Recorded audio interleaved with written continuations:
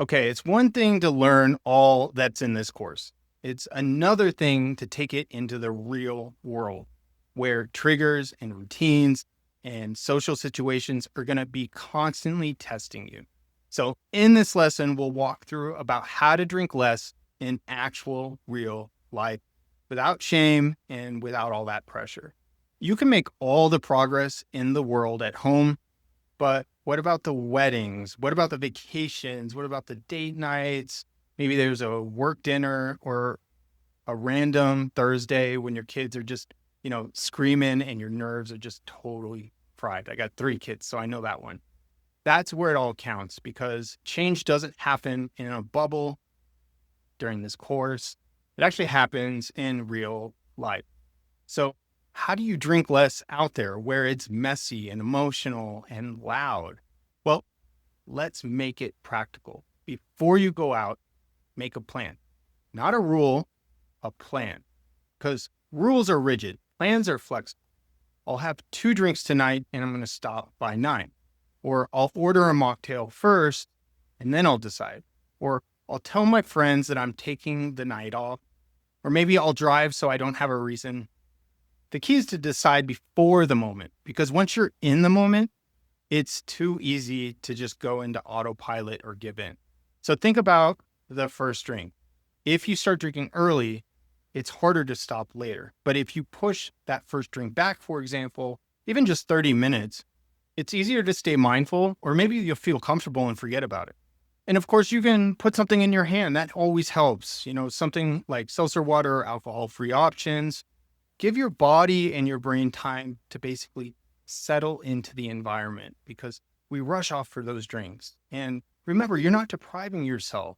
You're buying yourself more awareness because you want to enjoy the moment. And be honest with yourself before you have that second drink, because the second drink often undoes the benefits of the first. The first drink may relax you. The second one starts to move you in a direction that impairs your sleep, increases dehydration, and clouds your decision-making later in the night. So when you reach for it, just pause and ask, is this adding value or is it just kind of a habit when I drink? And that's not out of judgment. It's actually a data point to change your drink, not the ritual. And a lot of times it's the ritual we want, not the actual alcohol. We crave that cold glass, that sip, that reward that feels good. You can keep that ritual, but change the ingredient. Use NA beers, botanical, sparkling adaptogens, whatever it is. Find what feels good to you that you like and enjoy.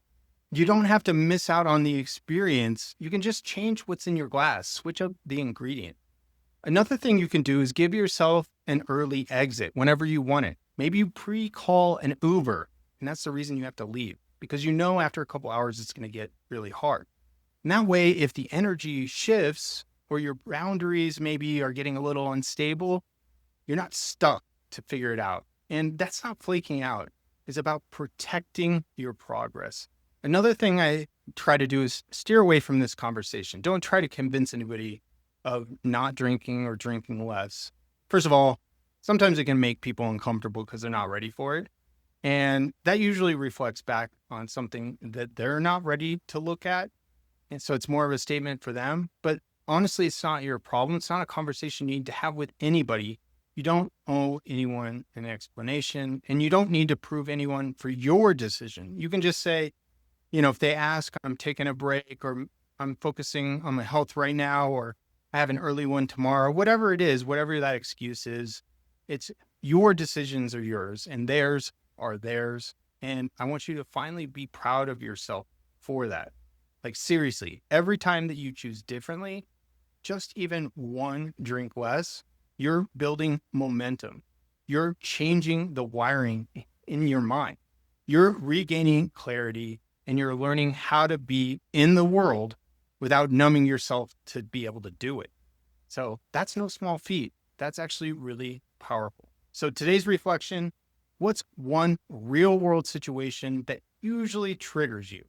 And how could you plan for it differently this time?